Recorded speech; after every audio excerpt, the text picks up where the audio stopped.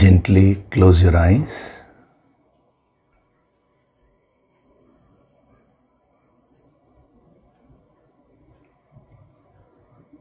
Do deep breathing.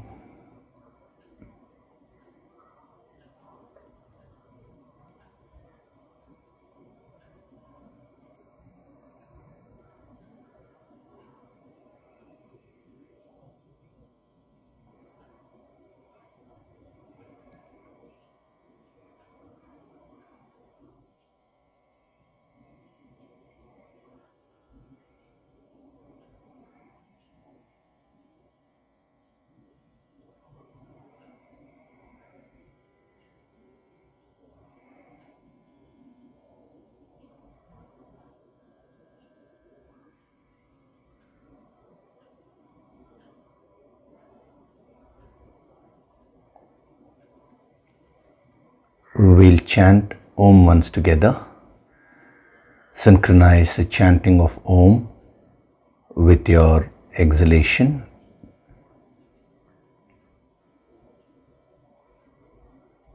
Breathe in.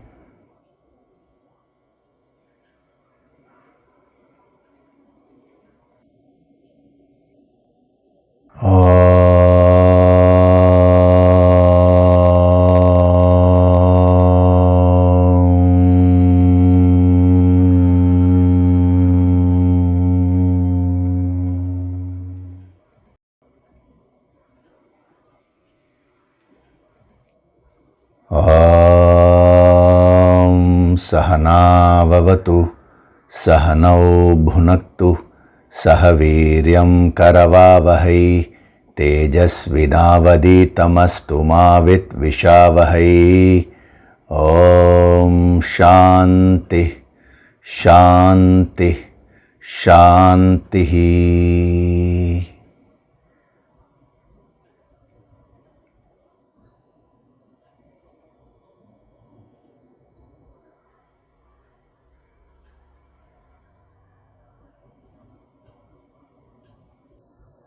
Gently open your eyes.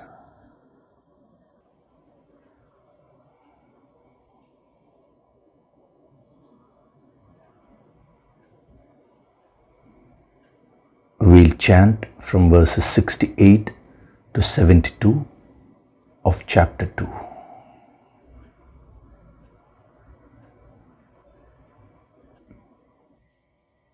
Tasmadhyasya mahabaho, Tasmadhyasya mahabaho, nigrihitani sarvashah, nigrihitani sarvashah, indriyanindriyarthebhyah, indriyanindriyarthebhyah, tasya prajna pratisthita, tasya prajna pratisthita, ya nisha sarvabhutanam, ya nisha sarvabhutanam, tasyam jagati sanyami, tasyam jagarti sanyami, yasyam jagrati bhutani,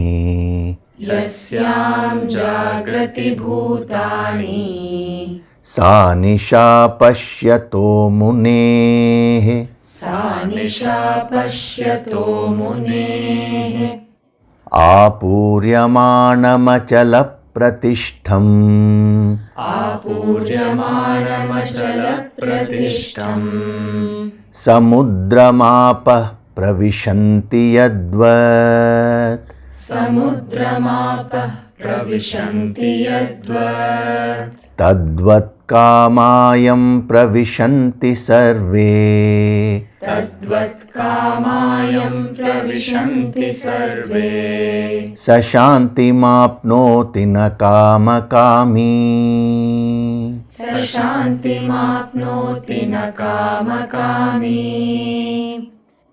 विहाय कामान् यः सर्वान्, विहाय कामान्यः सर्वान्, पुमांश्चरति निःस्पृहः पुमांश्चरति निःस्पृहः निर्ममो निरहङ्कारः निर्ममो निरहङ्कारः स शान्तिमधिगच्छति स शान्तिमधिगच्छति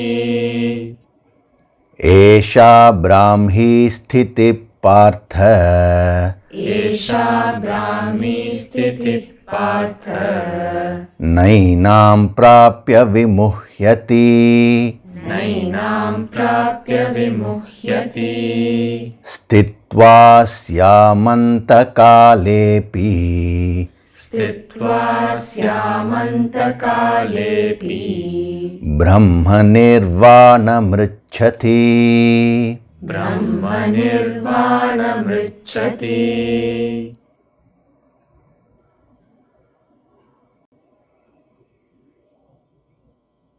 Hari Om, and a very good day to all of you.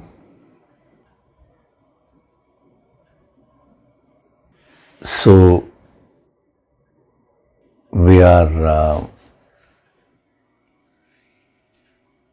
studying verse number 71, wherein he is giving the different aspects of a sthita prajna, a person who has achieved enlightenment.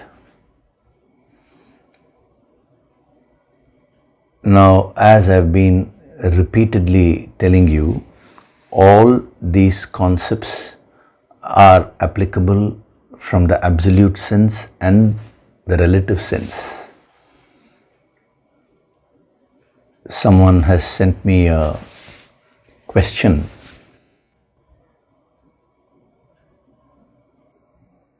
He seems to have read somewhere that the sthita prajna portion should not be studied by a lay person.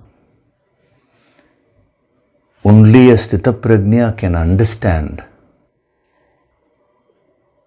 these verses.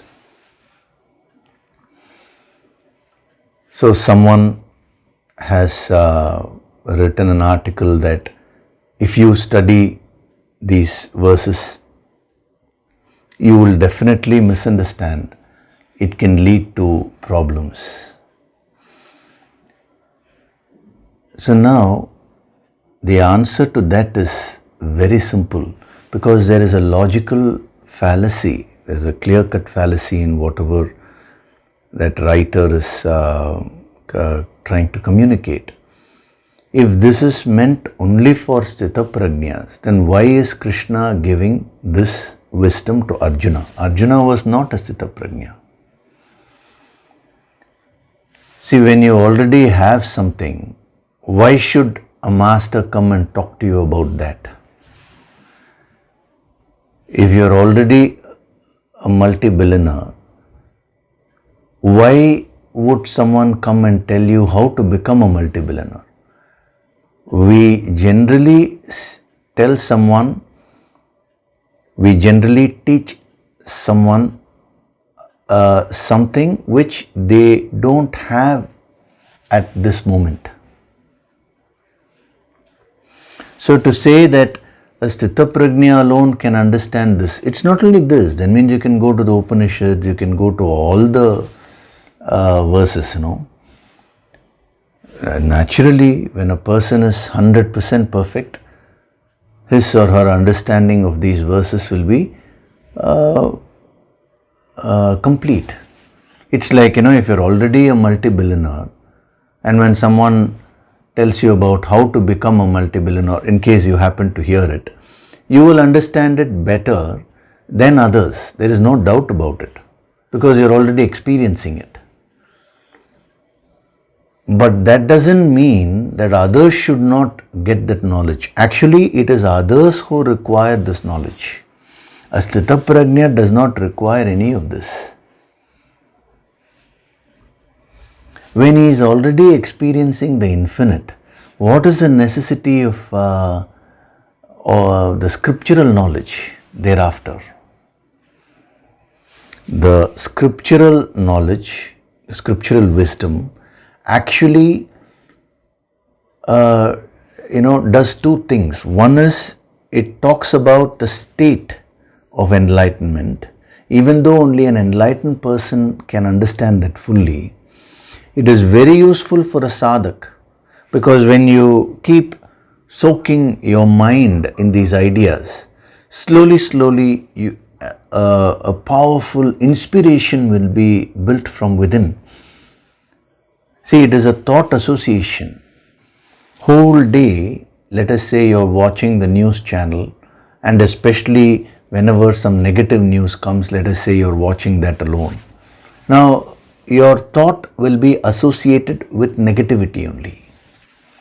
Whole day or every now and then, if you're reading if you're gathering negative information, like even during the pandemic, in the 10-day healing course, I mentioned this, that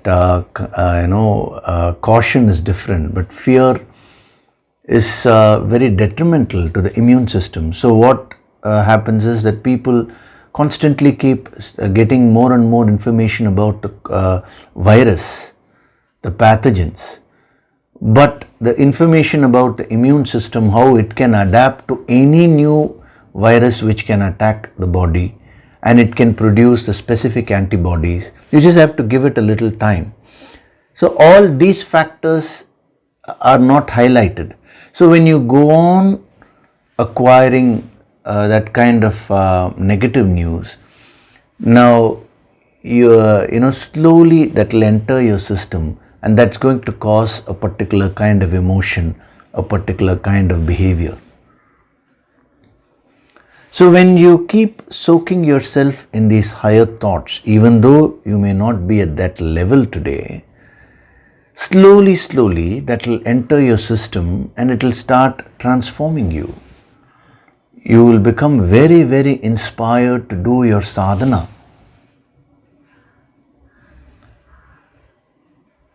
So it is very foolish to say that Sthita Prajna, only a Sthita Prajna can understand, so only a Sthita Prajna should study. First of all, the person who is writing is not a Sthita Prajna.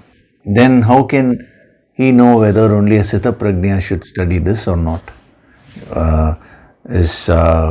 See, Vyasa has given it to everyone, Krishna is giving it to Arjuna.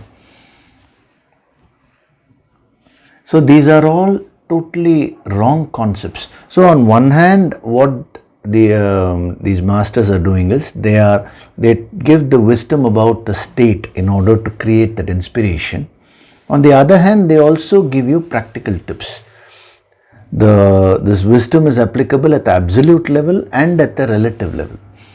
So the practical tips about how to face life, about how to face the various challenges, how to exhaust our karmas as we go about living our lives. Now, that is extremely useful.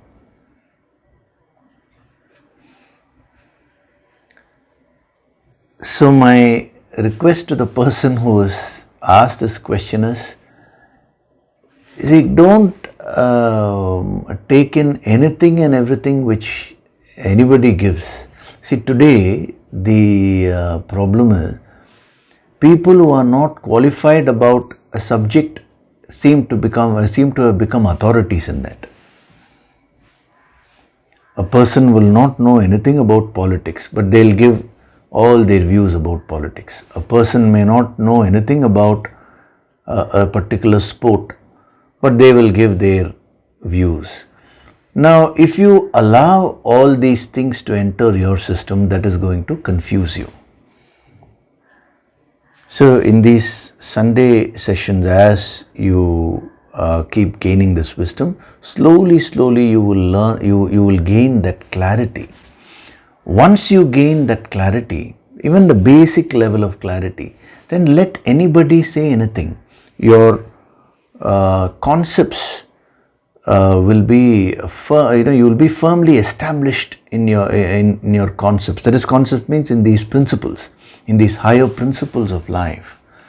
Thereafter, nobody can disturb you. Because I could see the energy behind the male, that is a person who was asked this question, his mind was very agitated, was disturbed about this. So why does the mind get into that disturbance? Because you've not yet got established in these principles. See, a plant needs protection in the initial stages. Once the plant becomes a tree, thereafter it doesn't need any protection.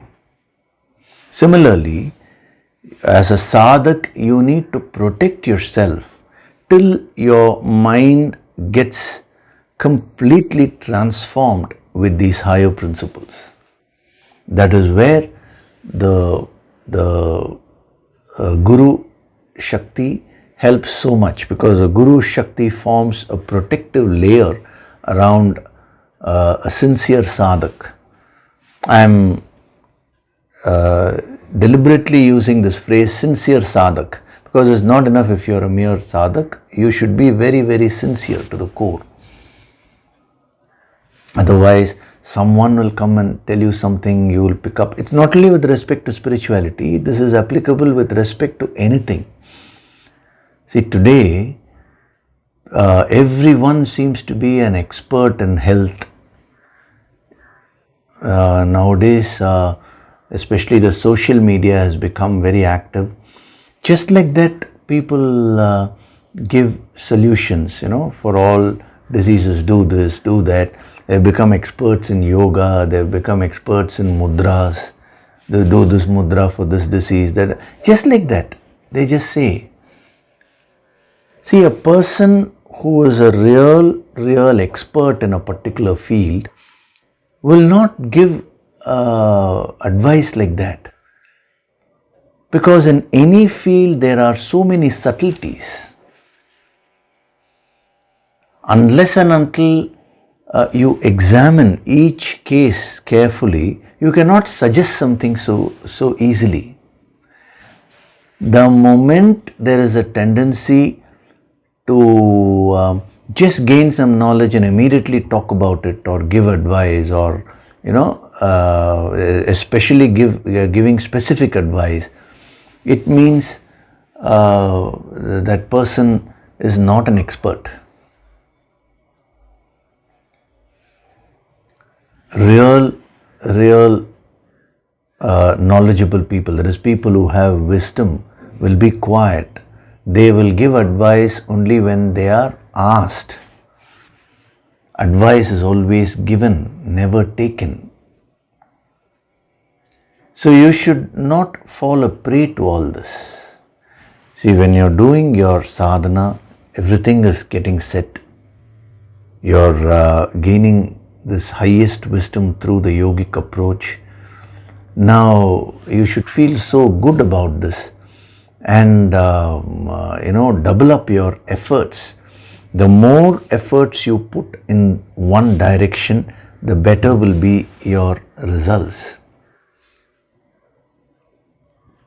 It is for your own benefit that I am saying this. It is so easy to get distracted. So each and every word which is given in the Bhagavad Gita and in the Vedas, in the Upanishads, each and every word is meant for a lay person only, for a person who has not yet reached the highest state of enlightenment. In the second chapter only, in the earlier verses, in one of the verse, he did mention that to a person who has achieved enlightenment, he says the Vedas are of no use. It is like, for a person who is surrounded by water everywhere, what use would be a well? When there is no water only, the well water will be useful. If he is engulfed by water everywhere, then the water in the well is of no use to such a person. So Krishna gives such a beautiful example. So similarly, for a person who has got enlightened, now the Vedas, the scriptures and all are no longer of any use to such a person, because he is already experiencing the infinite.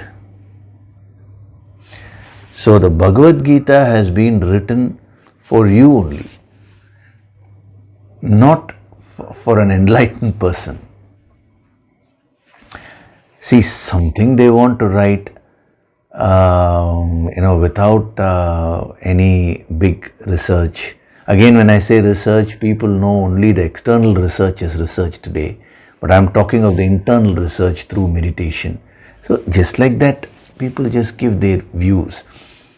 So if at all you come across anything like this which can disturb you, immediately you apply your intellect, your reasoning power, and you will be able to see the fallacy. Of course, if you are unable to, you can always put forth your question like what you have done. But you also should start applying your thinking faculty in all this. It is extremely important. See, protection is so important when you are trying to do your sadhana. Just as protecting a plant is so important when you want a tree, it to become a tree and the tree to yield good fruits and all that. So even in this verse number 71, he is actually doing the same thing.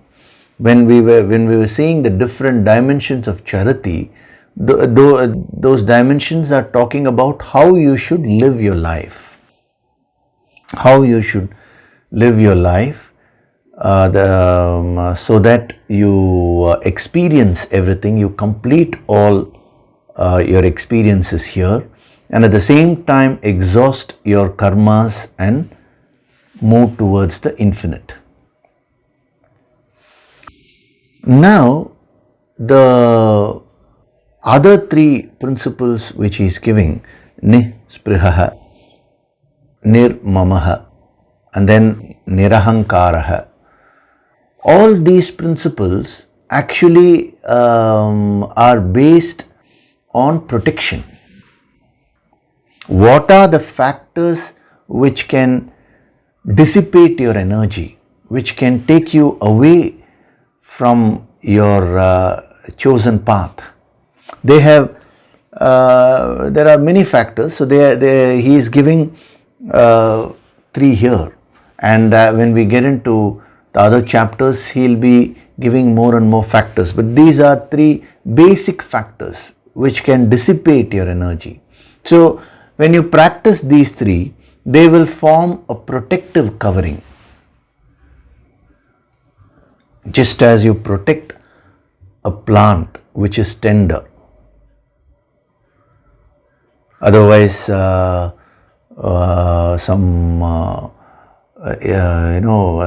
something can come and disturb the growth. It could be insects, it could be some other creatures, or there could be so many factors, So both are very important. Otherwise, all the effort which you are putting in will just get leaked. I have given you this example before. If you are filling a bottle with water, you should also ensure that the holes are plugged. If there are holes in the bottle on one side, you will be filling on the other side, all the water will be getting wasted.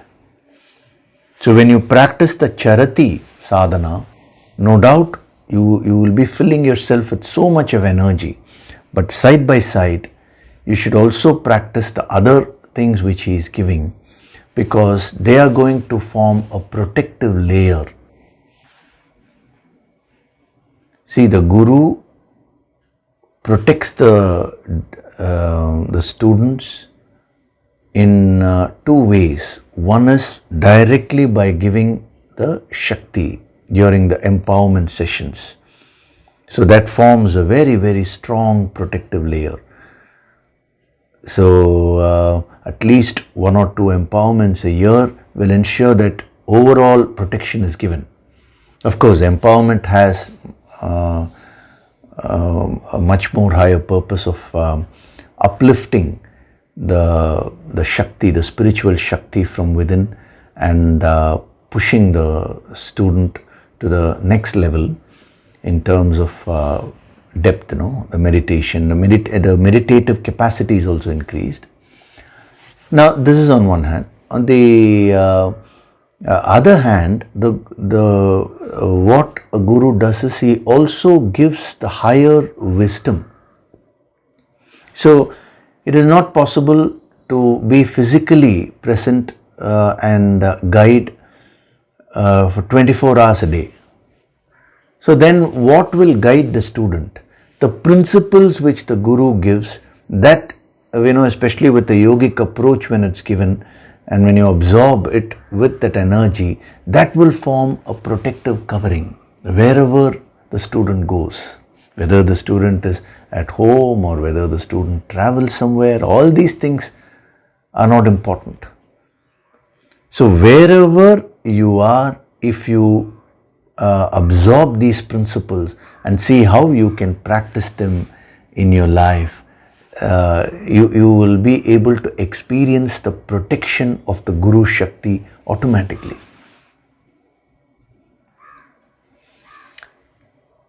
So invoking the Guru Shakti is not merely by saluting the Guru. That is also very important. I am not saying that is not important, because in our culture we always respect and revere the Guru. But we should not stop with that. The most important aspect of repayment, if a student is truly grateful, what should he or she do? He should try to follow the principles which the Guru is giving as much as possible. So it is not enough if you merely ask for help. You should also, see, the help is given in two forms. As I told you, one is directly the energy, the healing energy. The other is in the wisdom form. So the more you absorb this wisdom, it will strengthen your thought process. It will strengthen your emotions. So the inner Shakti will go on building. So you should keep doing it, and in your personal sadhana, always offer your gratitude to God, offer your gratitude to your Guru and the holy masters, because many holy masters have been coming in succession, without which your Guru will not have any powers. So we pay our homage to all the great masters, the grandmasters, So with that bhavana, when you do your sadhana every day, so doing the sadhana is very important. If you just have that bhavana, you're seeking help, but you're not putting in any efforts, then there is no use. So the protective layer is extremely important if you want to retain this energy and direct it upwards. Invariably, I found many sadhaks who do the sadhana diligently, but they don't, when they don't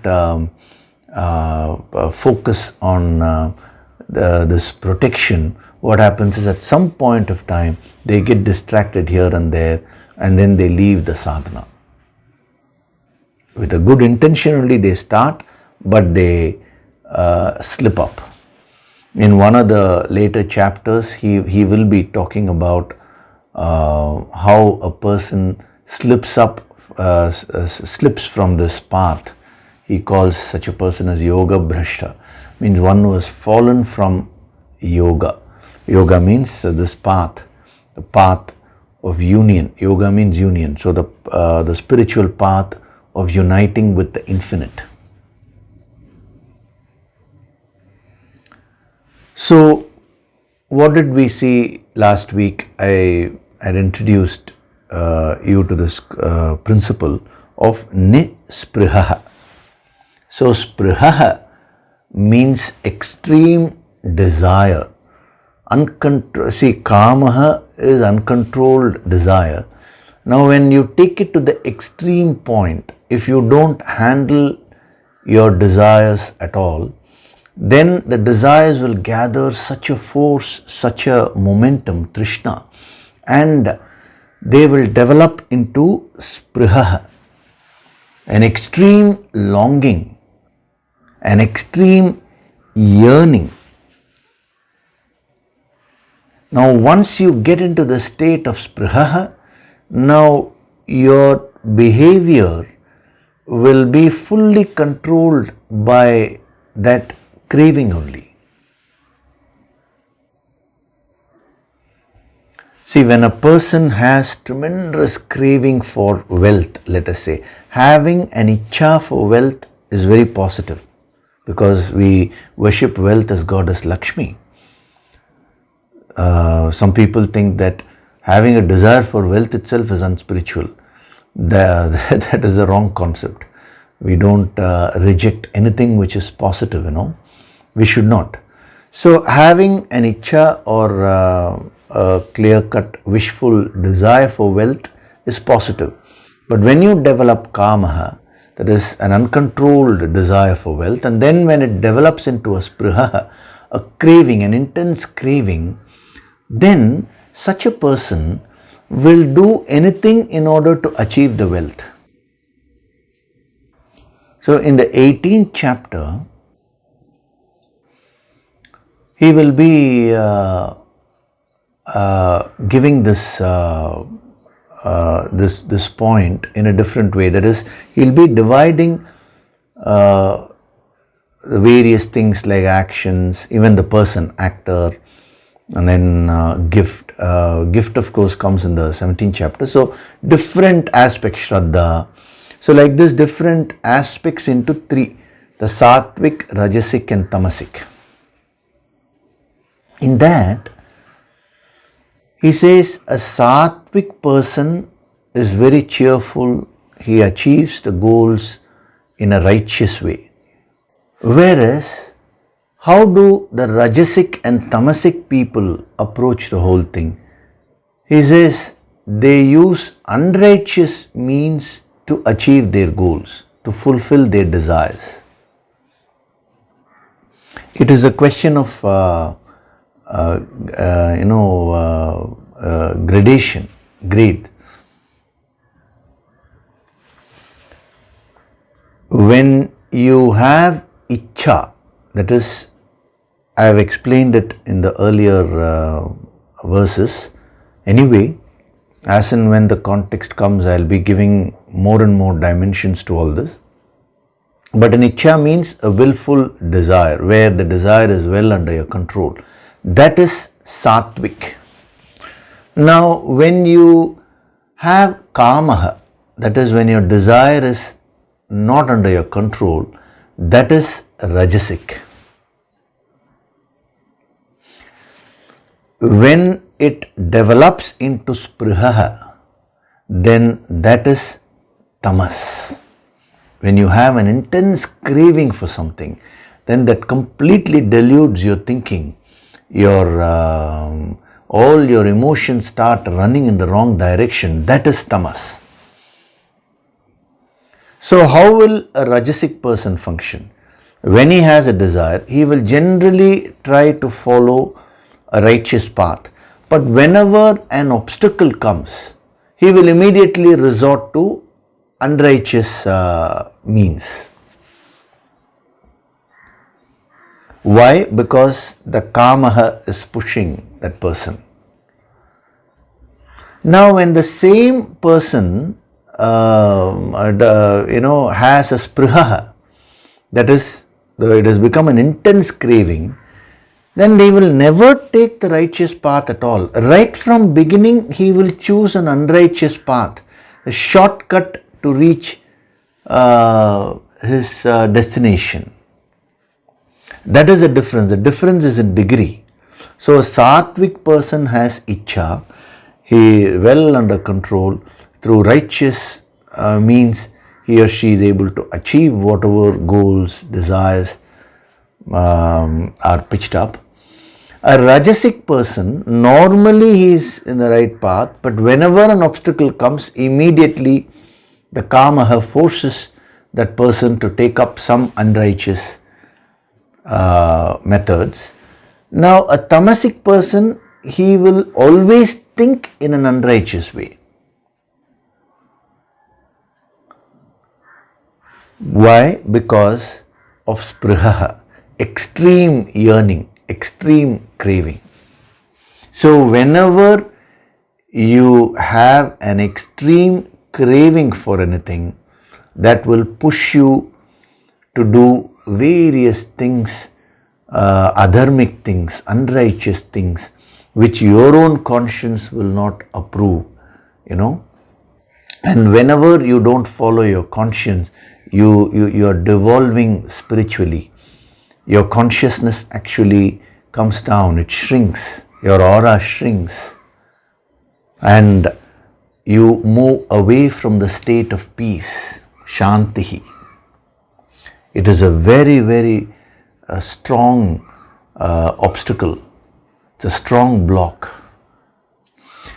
So if you want to know whether your desire is ichcha or kamaha or sprihaha, this is one way, through the effort, through the effect. If you are impelled to use unrighteous means right from beginning, then it means you are having a sprihaha, craving. If you are normally going in the right path, but when an obstacle comes, immediately you start looking for shortcuts, then it is kamaha. But if you are very, very straightforward and strongly rooted in your principles, then you are having ichcha. It's an easy way of finding out. This is not only at the action level. I am saying the thought, at the thought level itself, you can easily find out. So, if you want to become a sthita prajna, it is extremely important that you keep your desires under your control so that they don't develop into craving. Because once you develop a craving for something, thereafter your intellect will stop thinking.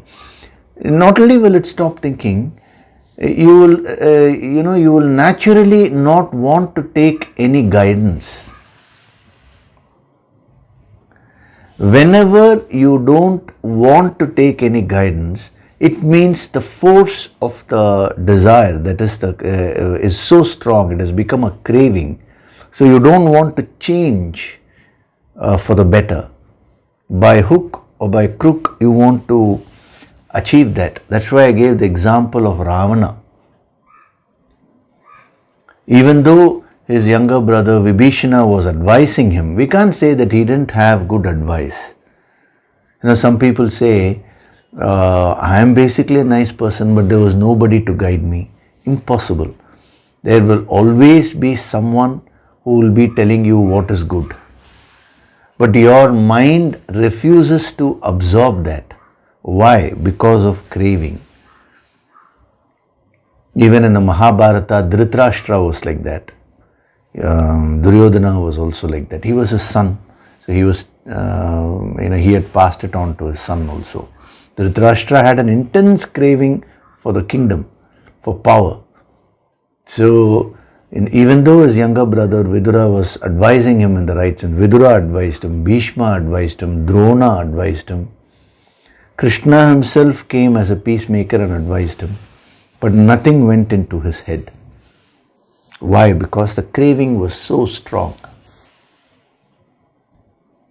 So that is why he is picking up sprihaha and he says, beware of sprihaha. That force can destroy a person completely. As Shakespeare says, how many heads have rolled by, he says. If you see in many of the plays, he picks up one particular desire and how it becomes a craving. Like Macbeth, if you take, it is an extreme desire, craving for the kingdom. So Macbeth kills his own benefactor, King Duncan. And the most interesting part is when Macbeth kills the king that night, he comes out and tells his wife, Macbeth doth murder sleep. He says, from now on I cannot sleep. So deep within him he understands. See, Shakespeare was also a kind of a philosopher. So he has put in that message. So any thinker, when he gains this wisdom a little bit, he or she will have to come to the same conclusion, because these are realities, these are principles governing your life. They don't change. So the more intense your craving, the more dangerous it is, not only from the spiritual sense, but even from the worldly sense. Why are so many wars taking place? If you take the history, why are people fighting against each other? Because of craving. It could be maybe craving for power, a craving for name and fame, craving for wealth, whatever be it, that is going to cause conflict. Because when you have this praha, you will not be satisfied if you get that object. You will also want to ensure that others don't get that.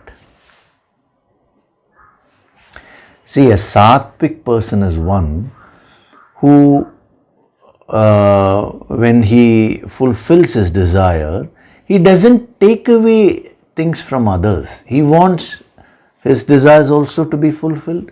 He also wants others' desires also to be fulfilled. So let everyone be happy. That is a sattvic attitude. Whereas when you have spriha, it is exactly the opposite. I alone should be happy. All others should be miserable. Next, we will also be seeing, where he says nirahankara, I. The focus is so much on the I that causes so much of trouble. So if you have spriha, you will not be happy with merely fulfilling your desire. You will also try to ensure that others are denied of various things in their lives. That will give you a sadistic pleasure. By putting down the other person, if you get a pleasure, that is a tamasic quality, spriha. It could be verbally also, like last week I said, character assassination. Whenever we gossip about someone, what are we trying to do? We are trying to put that person down, put that person's name down, reputation down. Now that gives a subtle pleasure to the person who is gossiping. It is a deadly quality. It starts from there. And if you don't check it, it can completely take you in the wrong path. And such people actually devolve and become demonic. So as I told you last week, asuras, rakshasas, devas, gods, demons, all these are not outside you, they are inside you only, various tendencies. So depending on what you feed, that will start growing within you. So what these great masters are saying is, ne spriha, don't feed this dangerous quality within you. See, when you don't water a plant, what will happen? After a while, the plant will die. Similarly, when you don't water a particular tendency, after a while that tendency will die. So that is a very simple formula. which they are giving, by which you can overcome your negativities. Nisprihaha, act without craving, means don't encourage that craving. They are not saying right now immediately drop off the craving. See, when you are having it, not only with respect to craving, this principle is with respect to any negativity. When you are having a negative quality, it is not possible to change at one go overnight. But what is possible is you can stop watering it, you can stop encouraging it right from this moment itself. Don't expect the craving to go away at one go, but you stop watering it. Slowly, slowly the intensity will come down. That is where your personal sadhana, the Yoga Sankirtan sadhana, these Sunday sessions, so much of energy is being given, the empowerment sessions. In every empowerment sessions, in that blast of energy, what happens is so many of your negativities, these blocking factors are all burnt away. That is why you find an extraordinary transformation within yourself, and not only inside, but even external circumstances change. Even after the last empowerment, so many of you had sent mails, and you'd even put it in other the YouTube forums, where you had mentioned that this good thing happened in my life, that good thing. The external change is secondary as far as we are concerned. First comes the internal change.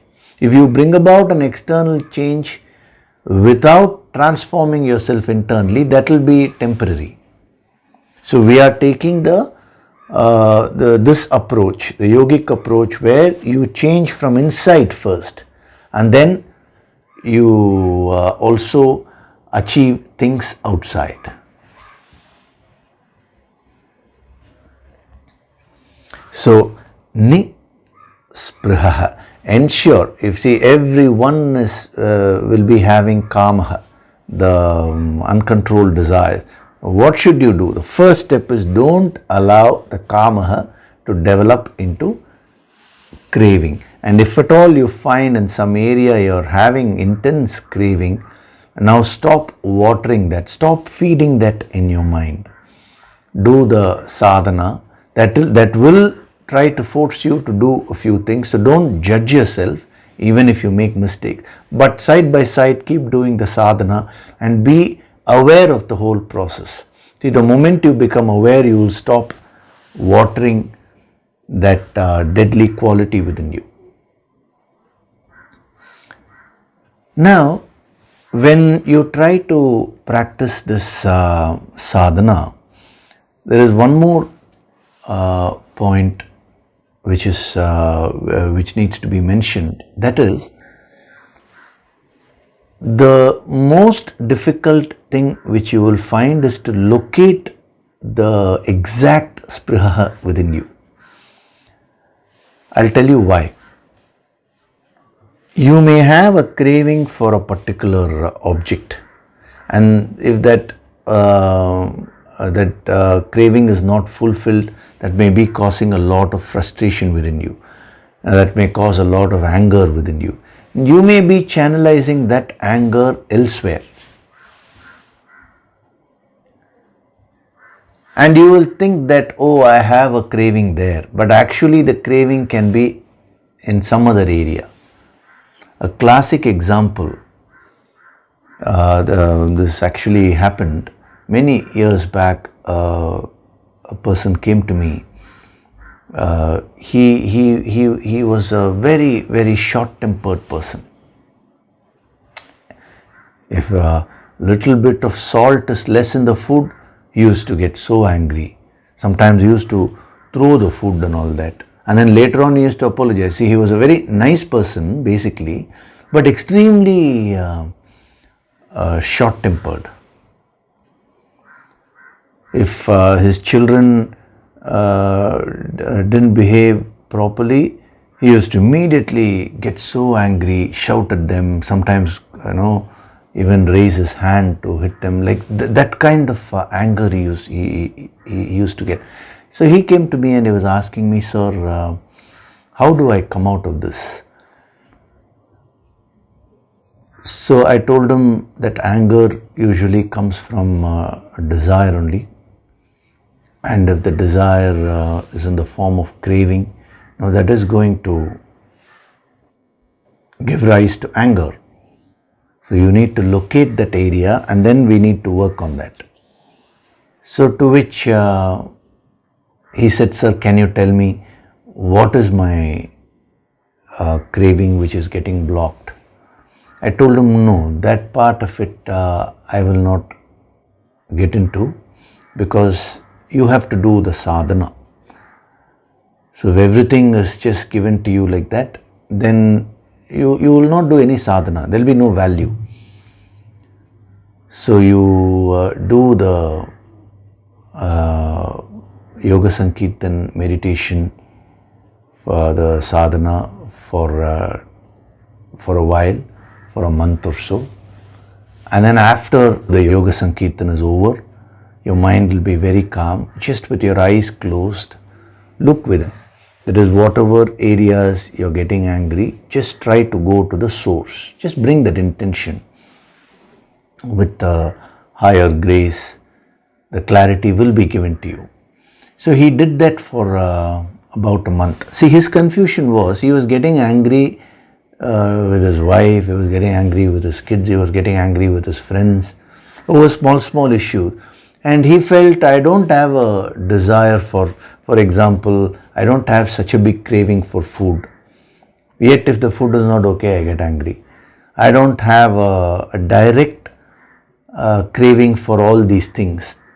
So that is where his confusion was.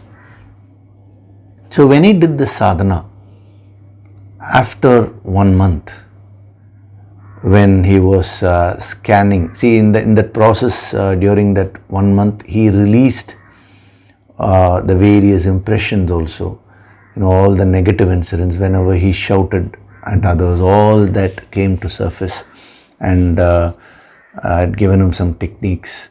So using that, he released. A lot of healing happened, because when you're caught up with something, it's very difficult to do self-introspection.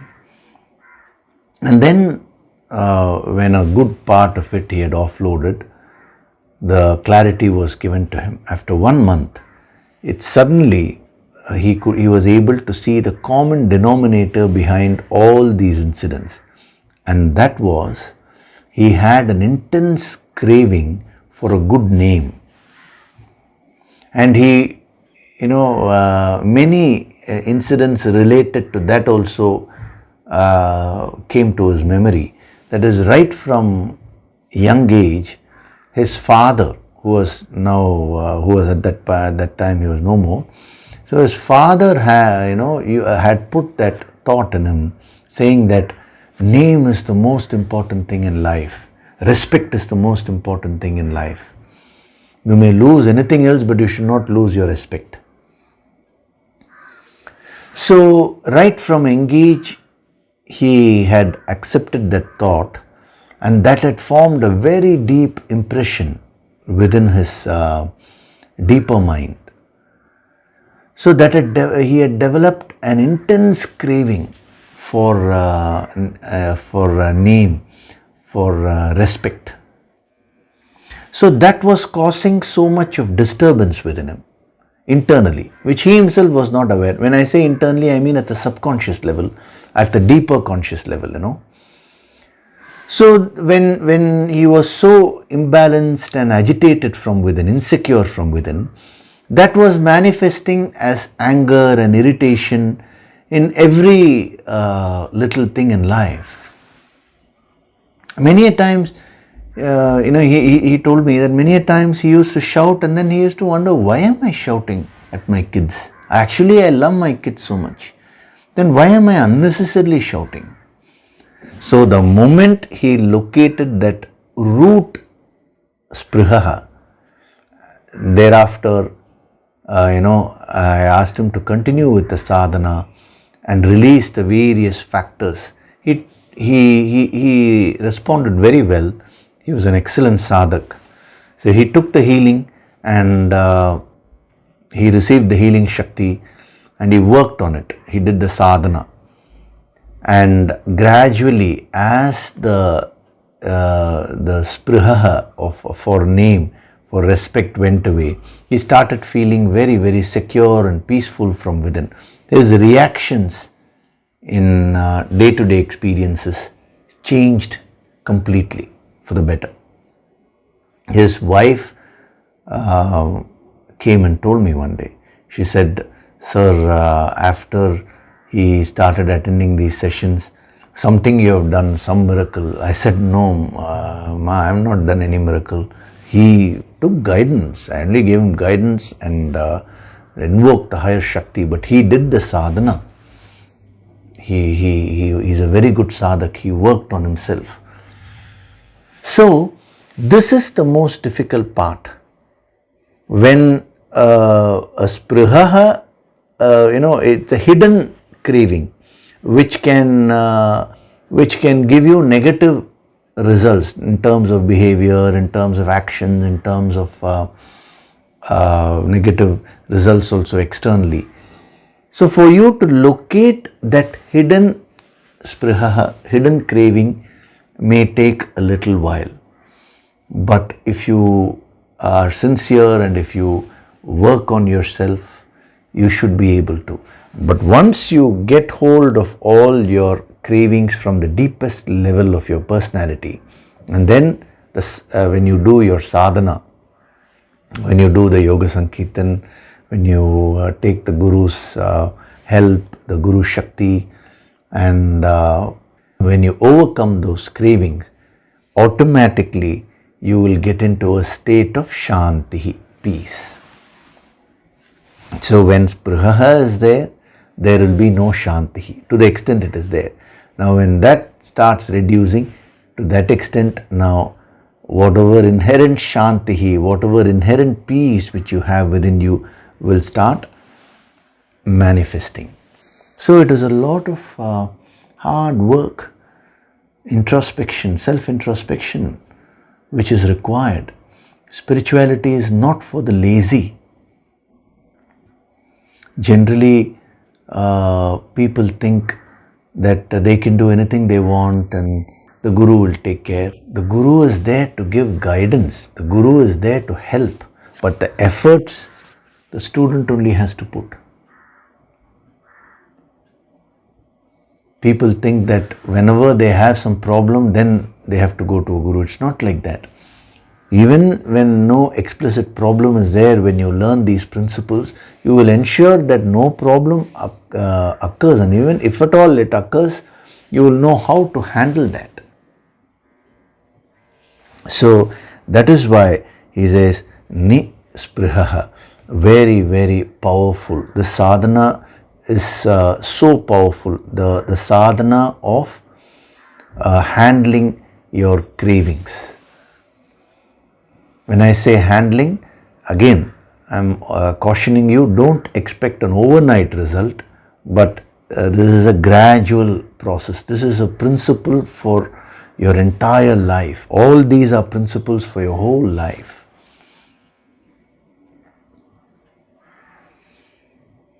And as I told you last week, it requires enormous courage, enormous strength to be able to face what is there inside you, whatever negativities you have gathered within yourself. Unless you are able to face yourself, there is no question of change. So when you try to do this sadhana, what can happen is, if you're not careful, you may develop a sense of disillusionment or a kind of depression. You may lose your confidence. Oh, so much is there within me. Or you may stop doing the sadhana. One of the two extremes you may slip into. So that is where you need to be careful. So this is spriha. Now I'll give you one more dimension of spriha, which will be very, very useful to you. Spriha also means envy, feeling very jealous about others. From this dimension, when you absorb this dimension, it will be easy for you to locate your cravings and handle that. Whenever you are envious about another person or you are jealous about another person, it means you also have that same desire, a strong desire in the form of a craving. See, supposing a person is very wealthy. Now, what is the thought which comes to you? Are you able to truly feel happy for that person and bless that person? Oh, that person has a lot of wealth. I genuinely pray to God that his wealth increases further. Let him be happy. Are you able to do that? Or immediately you pass some negative comment? Oh, he it's a lot of black money he must have had. Something or other, you pass, a comment, negative comment. Or even if you don't pass a comment, a negative thought comes into your mind. That means you're also having the desire for wealth in the form of a craving that is developed into craving. Whenever you have an intense desire, a craving for some object or person, and if you find some other person having the same object, then you will feel very envious. You will feel so jealous. Again, your ego will not allow you to accept all these things. You will say, no, I don't have any jealousy. That's why I told you, are you able to feel truly happy when another person succeeds? You will be able to feel happy and bless others where you don't have desires. You observe yourself. Supposing you don't have a desire for ice hockey, let us say. You don't want to play that. Now if a person succeeds in that, you will have no problems. You will say, excellent. He has put in a lot of hard work. I feel happy for him. But if you have a desire for a particular car, a craving for a particular car, and your neighbor has the same car, now you will start feeling jealous. That is spriha. So how do you get over spriha? Because from this dimension we get a sadhana tip. Stop comparing yourself with others. Whether the other person has something or does not have something, it actually makes no difference to you. It is an imagined feeling. In the Birbal story, it's a famous story you must have heard, where a line is drawn and said how to make it short without touching it. It's by drawing another long line next to it. Actually, if you see, this line has neither increased in height nor decreased. But when you compare it with a longer line, this looks short. It's a small story which you would have read when you were young, but you have to take the moral from that story, because that is what you're doing all the time in life. Instead of working on yourself and growing, your mind wants to put down other people and get into an illusionary feeling that yes, I have grown. Making a line look longer by shortening the line which is next to it, or vice versa, whatever you do. So the way to overcome spriha, this is one tip. Stop comparing yourself with others. Just because the other person has more wealth, does that put you down, really speaking? You are where you are. Just because the other person has less wealth, has it really pushed your financial condition up? No. Again you are where you are. But the mind which is caught up in this illusion, which is under the mercy of the ego, will start imagining that whenever others have or not have something, that affects my life. This is how the mind thinks. So apply this principle. You first absorb this. Whatever the other person has or does not have has no relevance in my life. See, you came alone in this world, and when you are living, you are actually living your life alone only. You may have friends, you may form relationships and all that, but you are the person who is experiencing everything. And then when you leave everything, again you will be traveling alone. When I say you, I mean the soul. In this process, you get into this illusion, your mind starts comparing itself with others. That is the most foolish thing to do. You compare yourself with others with respect to finance, there is wealth. You compare yourself with others with respect to power. You compare yourself with respect to position. That creates a very strong competitive spirit. Why is it that you are comparing? It is because of spriha. Spriha itself means envy, jealousy. So the reason for comparison is this negative energy of craving for something that forces you to compare. And one who compares himself or herself with others can never be peaceful, can never be happy. That is why even parents should take note of this.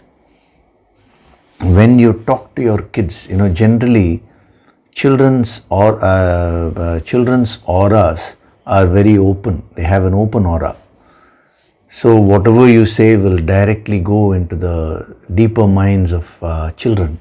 So you should be careful when you talk to your children. You should never compare the child with some other child. If you want your child to study well, you should independently say, you study well.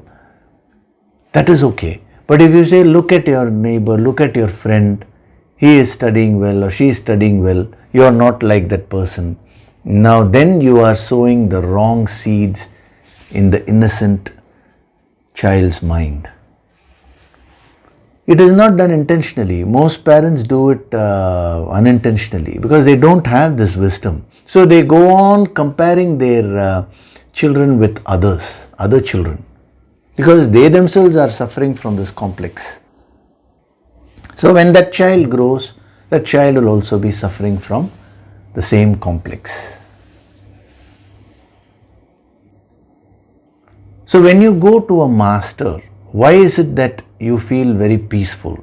The reason is, the master never compares you with anyone. He sees you as an individual, as a unique sadhak. So he will guide you according to what your life is. Sometimes he may give examples of others to illustrate a point. That is different. But I am talking about how you approach the whole thing, how you view a person. It is very important for you never to compare. How you view yourself, so important. The moment you start comparing yourself with others, then if the other person has more than you, then you will feel low. If the other person has less than you, then you will feel arrogant. You will feel good about it. That is a very dangerous sign. So it is a very powerful dimension. Spriha means envy. And you will find that most of your problems in life are because you are not living a life according to yourself. You are comparing yourself with others. You are getting influenced by others. Now don't blame others. It is you who is allowing them to influence you.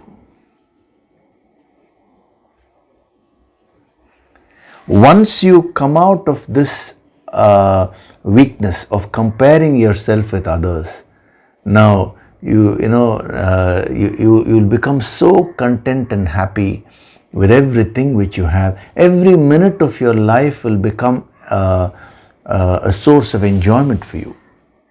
Every little thing which you have. Take the Mahabharata. Duryodhana had this jealousy, envy. His weakness was that. He was given half the kingdom. No, the Pandavas were given half the kingdom. Actually, they were given the useless part of the kingdom, that is all the forests and all that, where no civilization was there. But then with Krishna's help, they built a beautiful city.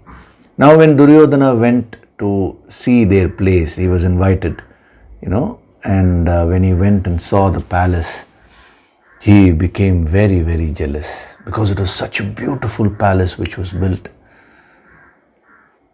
And when Duryodhana saw that, he became extremely jealous. He came back and he called his uncle Shakuni and he said, "Now I want to strip the Pandavas of everything which they have.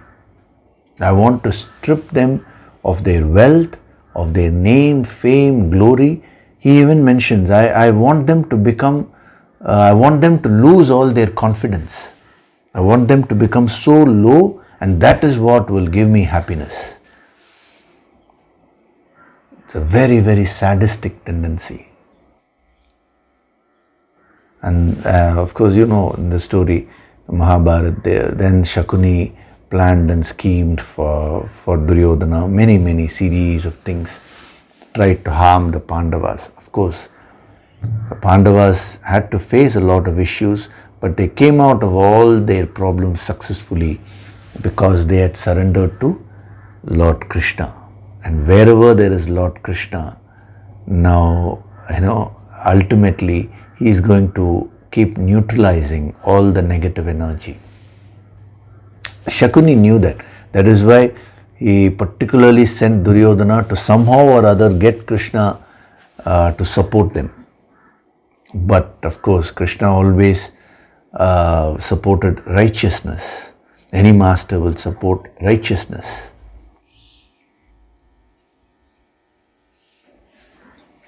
So this tendency of the mind which pushes you to compare yourself with others. So take it up as a sadhana tip for today. With respect to the other dimension also, I have given you many sadhana tips. Now this is another tip. You can absorb this idea and then see where all are you losing your peace of mind because of your comparison with others. It may be your own brother or sister you're comparing yourself with. It may be your neighbor, it may be your boss, it may be anybody. Locate that. The moment you locate that, then you can apply this wisdom. Ask yourself, how is that going to really change my life? That means whether that person has it or not, how is it really affecting my life? You will find that the answer will be, it is not affecting my life in any way. Then why am I comparing myself? It is a very foolish emotion. So the more you get established in this aspect of the wisdom, the tendency to compare yourself with others will start coming down. And that is when you will be able to live your life as you want to live. The moment you compare yourself with others, then you will never live your life fully. See, because I told you, this is related to charity. Charity is leading a full life. So all these are factors which will not allow you to lead a full life, and he is asking you to work on these factors. Okay, so we'll stop with this today. I've given you many subtle principles. Reflect on these principles. See how you can apply them in your life. In the coming weeks, we'll go into more depth. So many messages are there. I'll give you according to whatever you can absorb, because anyway, verse after verse, these principles will be, the same principles will be given with a different touch, in different angles. So if you're consistent in attending these sessions, you are bound to get the entire wisdom. There is no doubt about that. Okay, so before we do the meditation, I will take up a question.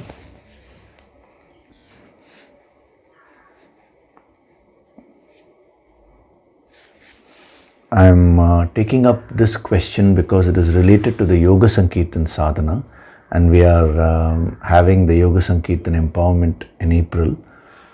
So you should be consistent in your sadhana now itself, so that will prepare you. So this question has been asked by Kushal. Hi Yogishri, Pranam. He has put it in the YouTube section only. Thank you from the bottom of my heart for your guidance. It has brought clarity and stability in our lives now and in the future. With respect to the Yoga Sankirtan Sadhana, I find myself sometimes, there is around 5%, naturally chanting along with it while meditating. It helps bring my energy level up. But for the rest of it, when I stay silent, I find that I can focus much more. This mix seems to maximize my experience. Should I continue the same or adopt one technique over another? Now this is a very important question from the sadhana point of view. I'll be answering Kushal, and also the messages being given to everyone. See, whenever you do your sadhana, don't fix your mind as this is what I'm going to do, and the effect has to be in this way. That is, I should feel calm, I should get some divine vision, or I will do. Don't fix yourself like that. Just surrender to the higher Shakti, surrender to the Guru Shakti, offer your gratitude and start your sadhana. And as the higher Shakti is invoked, because the audio material is designed in such a way that when it is played, the energy will start flowing. Now, the most important thing is go with the flow of the energy. You don't try to do anything. Sometimes in deep meditation, the energy can make you chant along, as you have mentioned. Sometimes it can just make you remain in silence. Sometimes it can make you sway like this. Sometimes some negative thing can get released. You may just feel like doing like this or something. Now just allow that to happen with awareness. So there is no hard and fast rule whether I should chant or whether I should keep quiet. There is nothing like that. When you start the sadhana, of course you're going to close your eyes. Throughout the sadhana, don't open your eyes. That is something which you need to practice.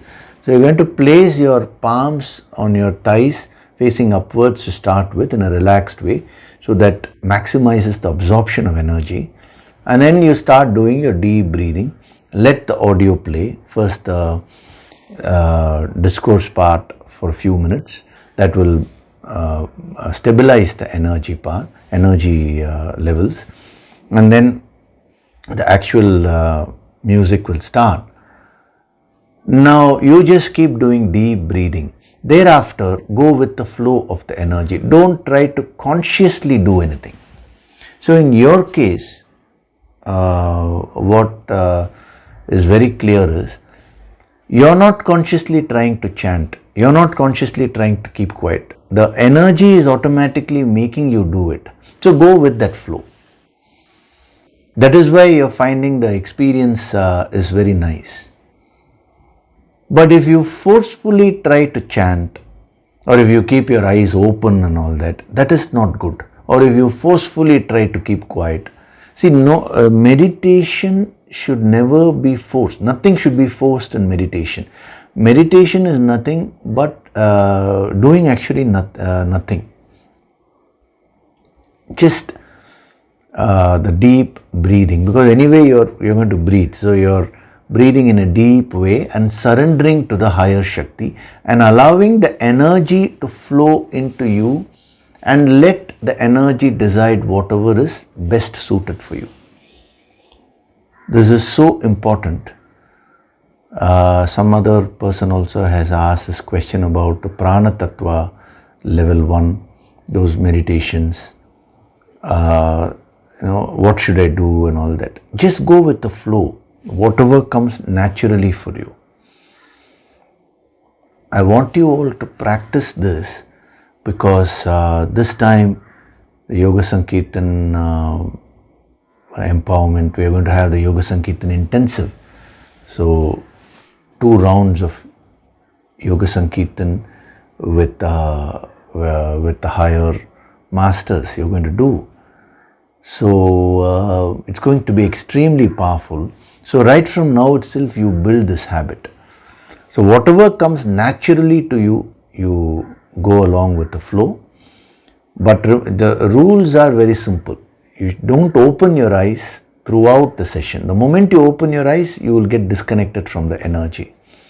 And number 2, initially place your palms like this, but after that, let us say the energy wants you to do like this and sway or clap or whatever it is, just naturally go with that.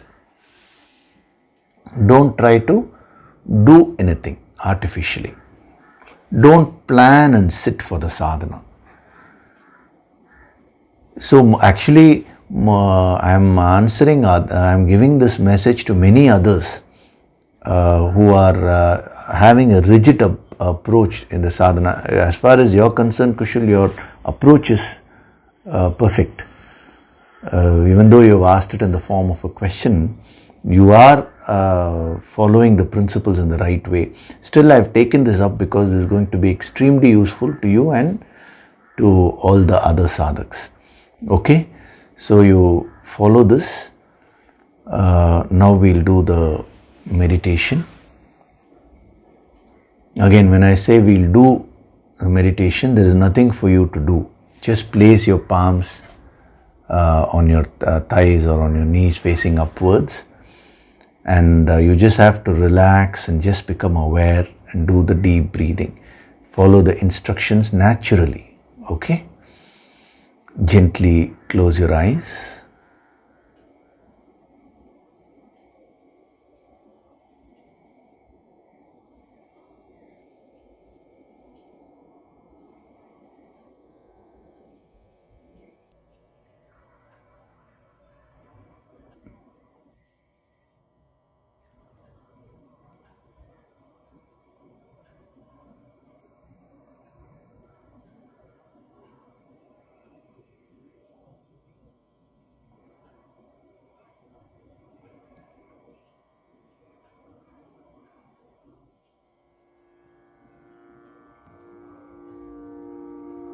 Do deep breathing.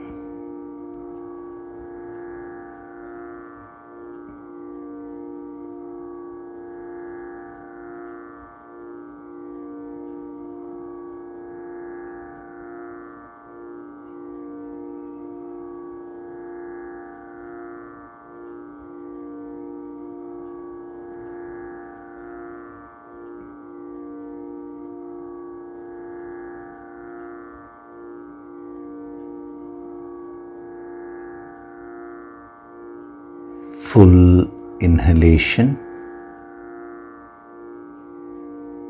and complete exhalation.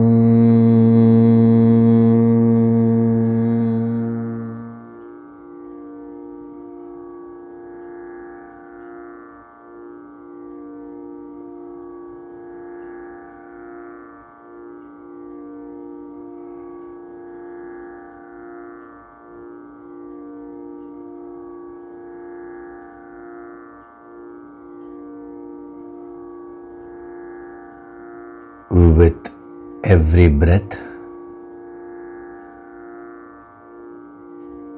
I am becoming more and more divine.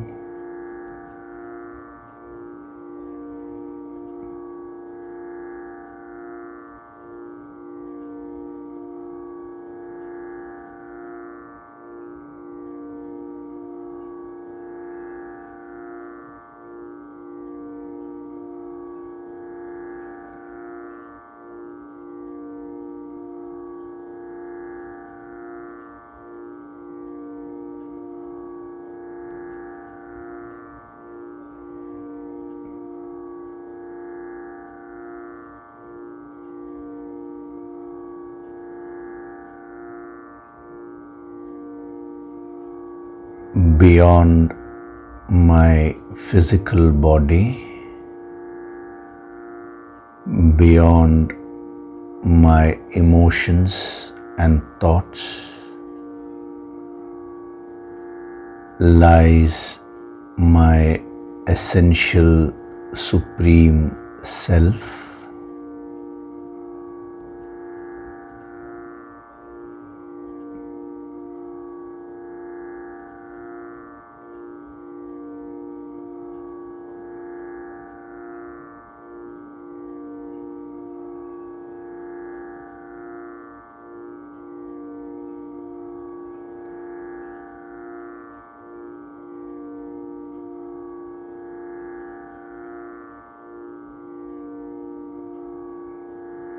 I choose to be a very sincere sadhak.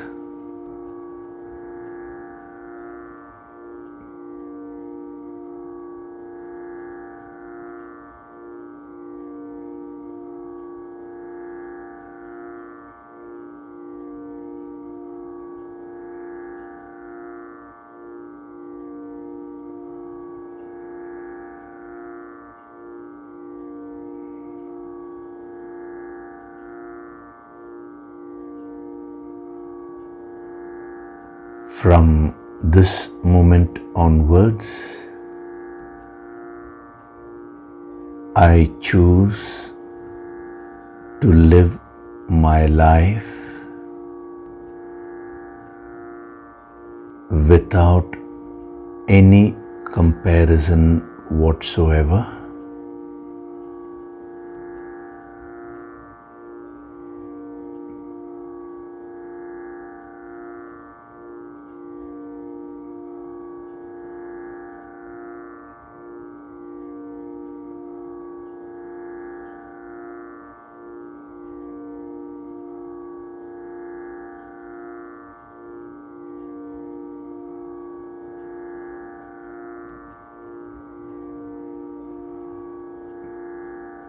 I surrender to that infinite Shakti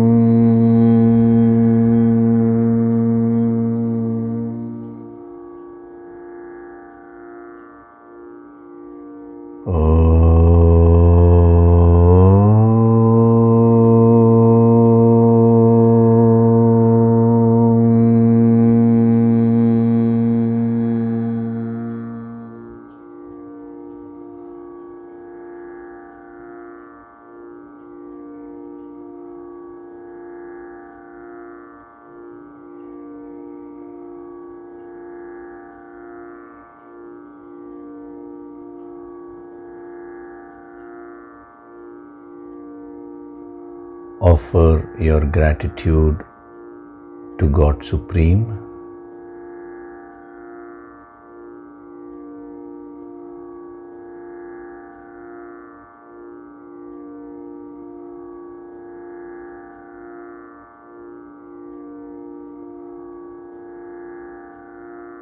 Offer your gratitude to your Guru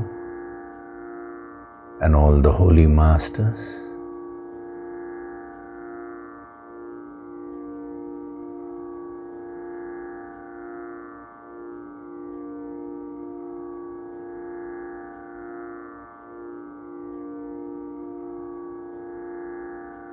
Slowly come back. Wriggle your fingers, your toes. Rub your palms together to create a warmth.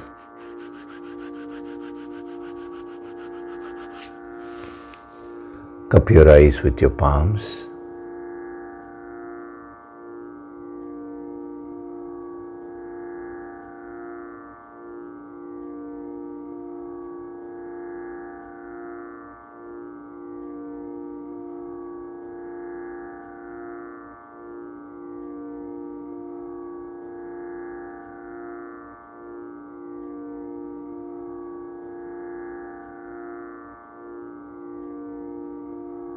Gently rub your eyes, cheeks, forehead, top of the head, back of the head and neck. Slowly open your eyes.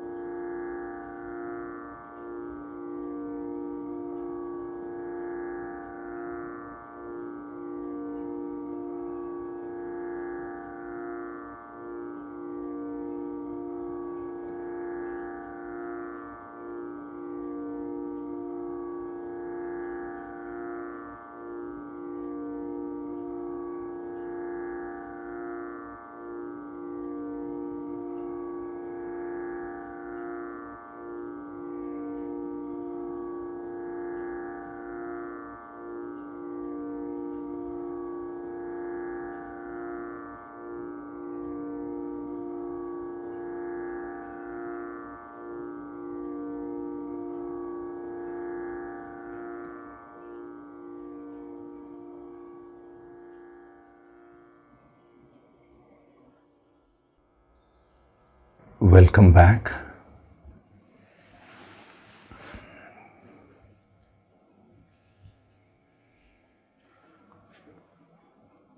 So it was a very powerful session today. This tendency to compare yourself with others doesn't allow you to flower. It actually stifles your personality. You should work on that weakness. The mind needs to be taught. The mind needs to be soaked in these higher principles. Only then it will understand and be satisfied from within.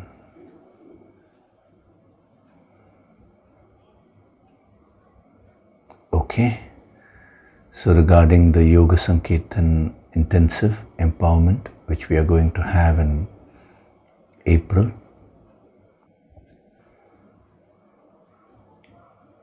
many of you who have registered already, the healing has started. Do your sadhana diligently, personal sadhana. Every Sunday through the meditation also, I am preparing you. because it's going to be a blast of energy. The preparation is always very useful, and the preparatory material will be given to you soon, so you can start doing that meditation along with your regular sadhana. Through these preparatory materials, usually a lot of energy is infused, the healing energy which prepares you for that particular program. Okay, so many questions have been asked about the empowerment program. We have some time, so as we go along, I'll answer them. So kindly follow this principle of going with the flow of the energy. I mentioned it while answering that question. Right now, you practice that and be diligent with respect to your sadhana. Okay, so we'll meet in the next session. Thank you very much. Hari Om.